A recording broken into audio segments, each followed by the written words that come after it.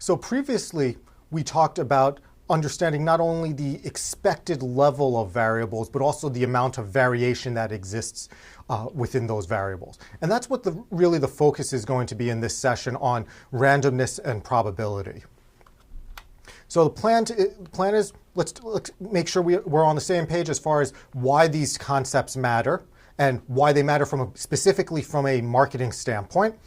We'll go into some background just to make sure that the probability foundations are clear. I'm going to pull a couple of examples from casino games because that seems to be the clearest way of being able to explain probability. And then we're going to relate that back to decision making in marketing consulting contexts.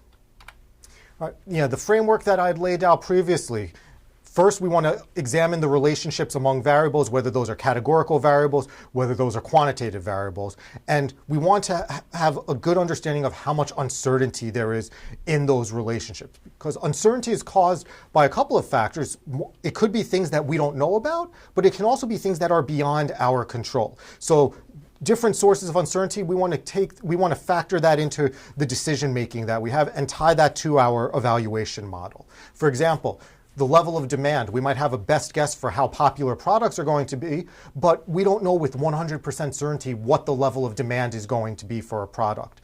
When we target customers with direct marketing, we've got the best guess as far as which customers are going to be receptive to our marketing materials, but we don't know with certainty which of those customers are actually going to respond to those marketing materials. So those are a couple of the places where we can see uncertainty affecting our decisions.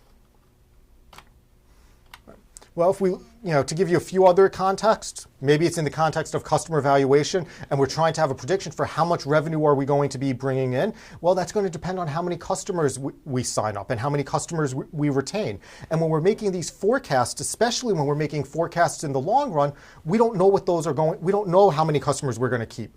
Maybe we're going to have some months when a lot more customers drop out than we predicted. Maybe we're going to have some months where retention is better than we expected. So we've got to deal with uncertainty when we're doing customer evaluation and net present value analysis. From an inventory management standpoint and forecasting, again, we don't know what demand is going to look like. We don't know where interruptions in the supply chain might come in. If we're dealing with online advertising is typically done in an auction format. Whoever is willing to pay the most for a particular key phrase. When we're dealing with search advertising, well, they're the ones who are going to get it, which means it's all dependent on how much your competitors are going to pay for those key phrases. So your competitors' reactions may have an impact on your success in that context. If we're dealing with managing a project, what's going to affect the timeline until completion? If we've got a series of stages of a project that need to be completed, there's going to be a ripple effect if we have delays in one of those stages. So how much confidence do we have that the project is completed at each stage on time? All right, so to give you a couple of specific contexts, the number of hits go on a website on a given day, the conversion rates, so the number of people exposed to an ad, of those people, what fraction actually click on the ad, investment returns, the lifetime of products. These are all just contexts where we have a best guess. But even though that's our best guess, it doesn't mean that that is exactly the value that we're going to get every single time. You buy a new car, you buy a new phone, and how long until you have to take it in for repairs? Well, hopefully it's a couple of years. Hopefully you don't have any problems. But you might have problems with it. You might have to take that phone in 2 or 3 times for service. You might have bought a lemon off the used car lot, and now you've got to put more money into the repairs than you had anticipated. So that's what we need, not just the understanding of what's our average return or what's our average lifetime, we also need to understand how much uncertainty is there around that best guess. Just to familiarize you with some of the jargon that we're going to use, each observation or trial that we have can yield a different potential outcome. And what the probability refers to is if I were to run, or if I were able to collect millions and millions of observations, the probability is telling us the long run frequency. Again, think of it as an average. But how likely is it that we're going to observe different values, or how likely is it that we're going to observe different outcomes? Well, the probability gives us that long run frequency. How many outcomes do I actually observe meeting a criteria divided by the total number of outcomes I've observed? mathematically, that's how we go about calculating probability, is the number of outcomes that fit a particular criterion. So let's say event A. So how many of those outcomes correspond to event A divided by the total number of outcomes. So again, calculated it if we were counting up the observations, very similar to calculating an average. According to the law of large numbers, assuming all of these outcomes are independent of each other, the more we collect observations, the closer and closer and closer that we're going to get to the probability of event A. So that long run frequency corresponding to the probability of event A. What I mean by when I say independent outcomes, what I mean is that the outcome of event A being unrelated to the outcome of event B. If we want, so for example, your decision to purchase Coca-Cola versus your decision to buy shredded cheese at the grocery store. Are the outcomes related to each other? If they're related to each other, if I have an increased tendency to buy Coca-Cola when I buy shredded cheese, then these events are going to be dependent on each other. If they're unrelated, then they're going to be said to be independent of each other. When we're interested in calculating the likelihood of two events happening, so how frequently do people buy Coca-Cola and buy shredded cheese? That's the joint probability. The notation that we're going to use for the joint probability, it's going to be the probability of A and B occurring, or the intersection of A and B. So that's what the upside down U is indicating, the intersection of event A and event B happening. Another term that you may come across is conditional probability. So given that an event has occurred, given that I'm buying Coca-Cola on this trip, how likely is it that I'm going to buy shredded cheese? The notation we're going to use there, B with a vertical slash and then A, or being pronounced as the probability of event B given event A. Couple of rules, and this may be a little bit of a refresher for you. For any event A, probability is going to fall somewhere between 0 and 1. If we have an exhaustive set of possible outcomes, the sum of those probabilities has to add up to 1. Right? So if I only have two brands in the grocery store for soda, I've got Coca-Cola and I've got Pepsi.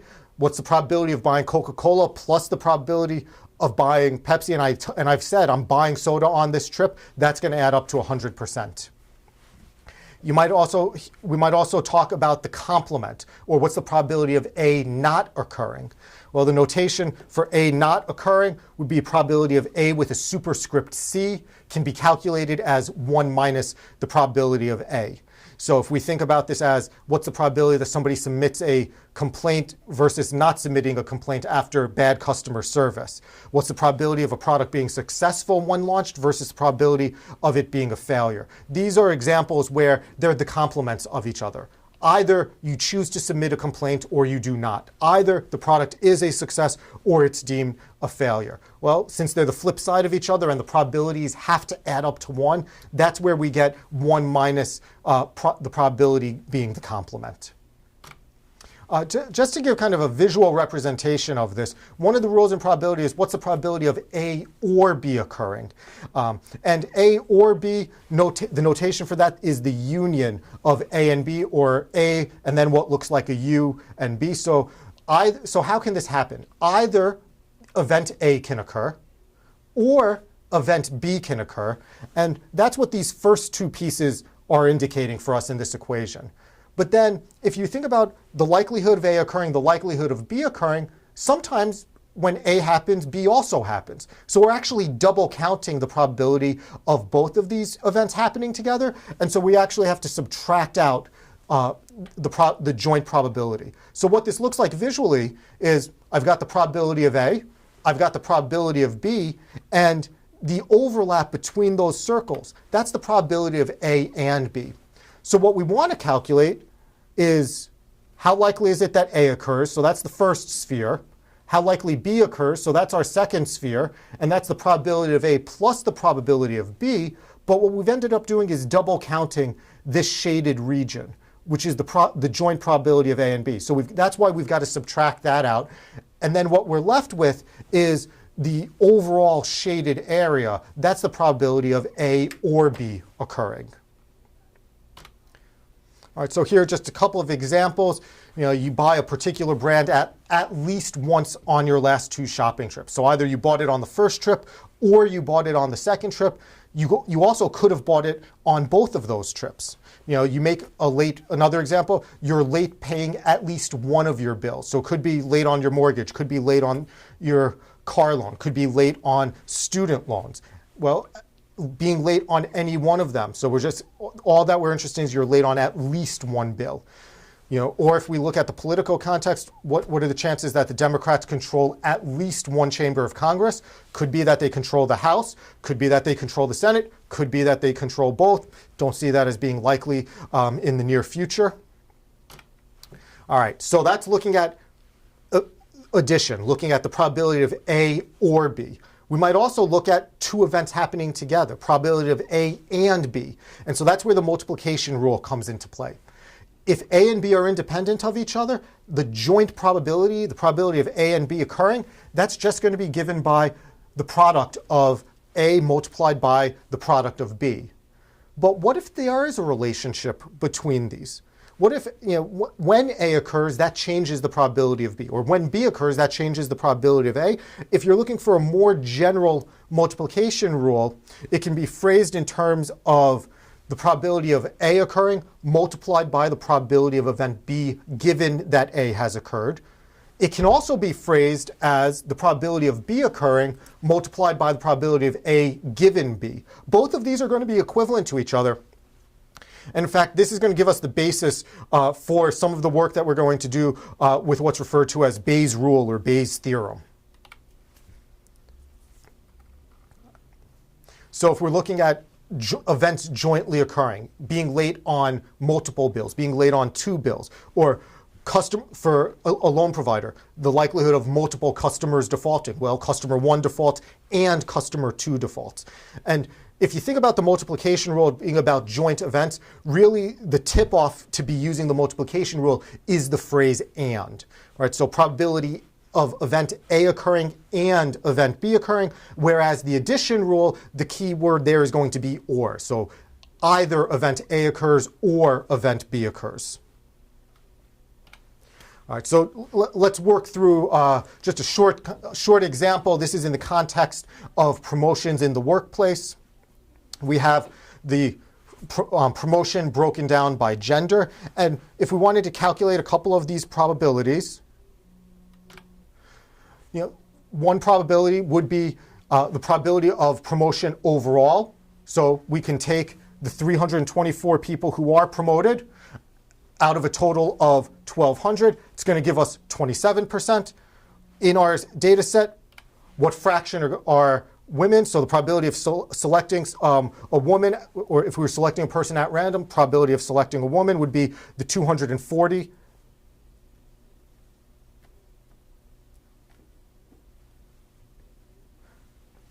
So the probability of selecting a woman would be 240 divided by the 1,200. And then the last piece being, given that we've selected a woman, what's the probability that she's promoted? Well, now we're saying, okay, well, we're focused out of the 240 women, only 36 are promoted. Tells us that given that an employee is a woman, there's only a 15% chance of promotion.